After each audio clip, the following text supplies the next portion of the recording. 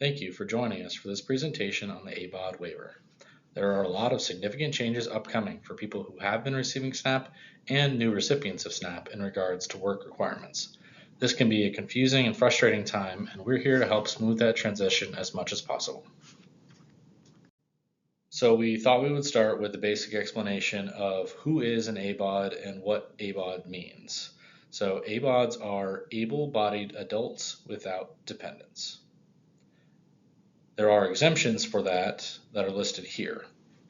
If you are under the age of 18 or 65 and older, you're exempt. If you're currently pregnant, you're exempt.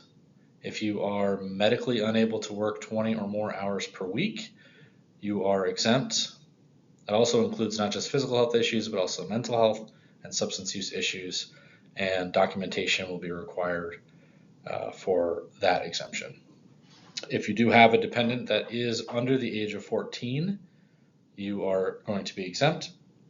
And if you're receiving disability of any kind, whether it's SSI or SSDI or New York State disability or workman's comp or VA disability, you will also be exempt from ABAWD work requirements with verification.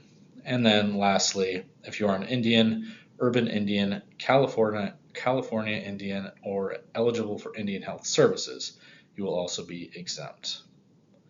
As it says here on the bottom, if you believe you're exempt, you have to submit medical verification immediately, and if we do not receive anything, then you will be considered to be continued as an ABAWD.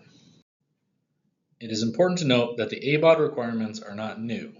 They have been in a 3-year cycle for many years. However, New York State has been granted a waiver more often than not. Starting November 2nd, that waiver has been lifted for New York State and St. Lawrence County. So these are the critical dates to know. Like we just mentioned, the waiver date ends 11/2/2025. Tracking begins 12/1 of 2025. In other words, that's the first month where you will be required to engage in the ABAWD requirements that we're going to be talking about in the next coming slides. And then that 3-year cycle that we mentioned terminates at the end of September of next year, and then it restarts for 10/1 of 2026, and the 3-year cycle starts all over. It's noted here on the bottom that you have the ability to claim 3 non-compliant months available in each 3-year section. Obviously, this 3-year section is pretty far into its cycle, so you'll have 3 months to use before this cycle ends on September 30th of 2026. Okay, so what is the specific of the rules for engagement and work-related activities? Generally speaking, the easiest way to think of this is that there will be an expectation of 20 hours a week or 80 hours a month of non-employment activities. We'll cover employment activities and other related things in the slides coming up after this, but documentation will be mandatory for all non-compliance hours, and you need to make sure that you're reporting your hours monthly to your employment counselor. We'll talk about some of the specifics of that in upcoming slides as well. One important note is that it's obviously best practice to have a consistent schedule and to have 20 hours per week. But if you fall short in 1 week by a few hours, you can make it up in the next week by a few hours and come out to averaging 80 hours a month. One thing we advise against is trying to somehow manage to get all of your monthly hours in the last week or two of the month. That could sometimes cause some problems, which we'll talk about in later slides as well. So you're probably asking yourself, what are some of the ways that I can get the hours that are required to maintain my SNAP ABAWD work requirements? And most of them are listed on this slide. Employment, whether that's subsidized or unsubsidized through a program. It's important to note here this is not exactly 20 hours like everything else on this slide. If you are making $217.50 per week, which is 20 hours at the federal minimum wage, but it's less than 20 hours with New York State minimum wage, that will count for your ABAWD requirements. Other ways include vocational training, it's usually a class through BOCES, job readiness training, which is a class that can be hosted online or in person to help improve your employability. Educational training, whether that's GED, college courses, certificate programming, things along those lines. Job skills training, including on the job training and others. Apprenticeship, in kind work, and job search activities. In kind work means basically that instead of getting paid money, you are kind of exchanging your time and your duties for something you would have had to pay for. Uh, Most commonly, that would be something like your landlord knocks a couple $100s off rent because you've done some repairs around the house or you've taken care of some lawn work or that sort of thing. This slide has the final two other ways that you can meet the ABAWD requirement. We put them on a separate slide because they are not the hard and fast 20 hours a week rule like most everything on the other slide. They are actually determined based on dividing your amount of benefits that you receive by the New York State minimum wage, which as of the time of this recording is $15.50 an hour. So these two activities, work experience and community service or volunteering, can both be done based on that amount. And you can discuss that with your employment counselor to get that specific number if that's an activity that you're interested in engaging in. WIOA and your local one stop are a great resource for you to be able to engage in some of these activities over the last couple of slides and really be helpful towards helping you get your hours to maintain your SNAP benefits. Some available WIOA programs are listed here, including career counseling, on-the-job training, paid work experience, which is different than the work experience in the last slide, transitional jobs, supervised job search, veterans programs, and youth employment programs for people aged 16 to 24. If you have any questions about these opportunities or you're interested in engaging in them, please reach out to the One Stop at the number listed here, 315-386-3276, and they can set up a time to discuss them with you. Should you choose to engage in any of these activities, supportive services might be available to you if you have barriers that are in the way of you being able to engage in these programs. Some of those are listed here. It is not an exhaustive list, but childcare assistance, transportation assistance, whether that is bus passes or mileage reimbursement, tools and equipment, if you have the necessary tools for a job that you have a job offer for that you need assistance getting, we might be able to help with that. Work-related clothing, whether it's specific attire for a specific job or whether it's just professional looking attire, we can sometimes help with those costs.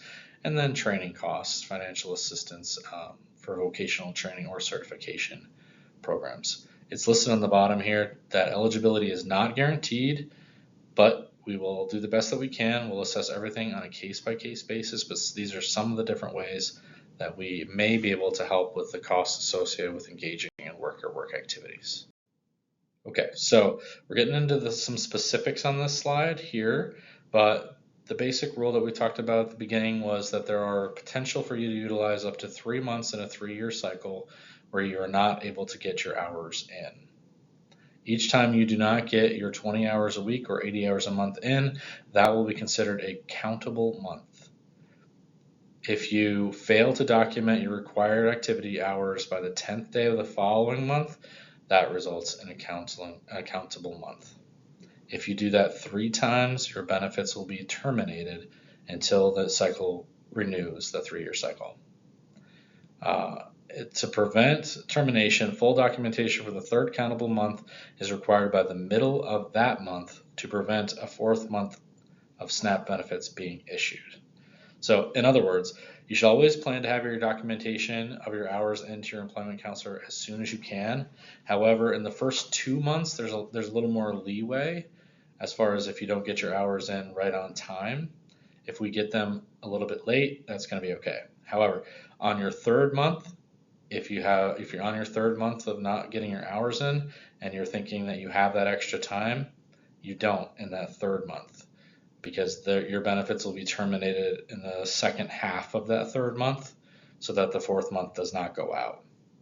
So make sure you're always getting your information in as soon as possible, your documentation of your hours as soon as possible. Don't count on that extra time because if you count on that extra time and you wait and you get to the third month, then you're going to be out of luck. On the very bottom here, as you can see, there is also an opportunity for a grace period, which is after that period of time of benefits has been lost. You can re-engage for your 20 hours a week or 80 hours a month, and you can reinstate your benefits for the next 3 consecutive months after that grace period. That is a one-time opportunity. Outside of that, there's also an opportunity to be able to prove your case for why you were not able to get your hours in. These are on a limited basis. They are on a case-by-case basis. They'll be assessed by the agency to determine if it is actually good cause. Some examples of good cause of why you might not be able to get your hours in, including but not limited to illness, temporary disability, household emergency, lack of transportation or childcare. Just some examples. So if you're not able to get your hours in due to an emergency, you want to be communicating that to your employment counselor. You want to be making arrangements to make up those hours throughout the month whenever possible, okay? And then on the right here is 2 QR codes that should have been included in your mailer that you got. One of them is to our Facebook page, where we gather all of our leads for legitimate job offers that we see in the community and online, and we share them there on a regular basis as a staff. We're also going to be advertising different opportunities for you to be able to get your ABAWD hours in for those months if we find any resources out there. And the QR code on your right is the QR code to our YouTube channel where this is posted. Last but not least, here is the questions slide. We will be offering a orientation in person on a regular basis throughout the year, where you'll be able to ask questions in person. However, if you do have any questions, we encourage you in being proactive and exploring your options about keeping your benefits. And on the bottom of the slide, you can see the 4 areas that the employment counselors are frequenting. Depending on where you live, this person will be your employment counselor. So if you live in the Canton, Potsdam area, that's going to be Ellen Hayes, who can be reached at 315-229-3335. If you live in the Gouverneur area, your employment counselor is Terry Gilmore at 315-261-1882. If you live in the Ogdensburg area, your counselor is going to be Jackie Cutwa, 315-854-3611. And if you live in the Messina area, your employment counselor will be Caitlin Silas, and she can be reached at 315-229-3337. So if you have any questions about anything that you've heard throughout this presentation or anything that you've read in the handouts that have been given to you, please feel free to reach out to your respective employment counselor. Or if you have questions about how to go about getting your hours in, or how to document those hours, how to get them to your employment counselor, or even if you feel like you are an ABAWD right now, but you shouldn't be because you qualify for one of those exemptions in the first couple of slides. Any questions about any of those things or any documentation that you need to submit, feel free to reach out to your employment counselor. Thank you very much.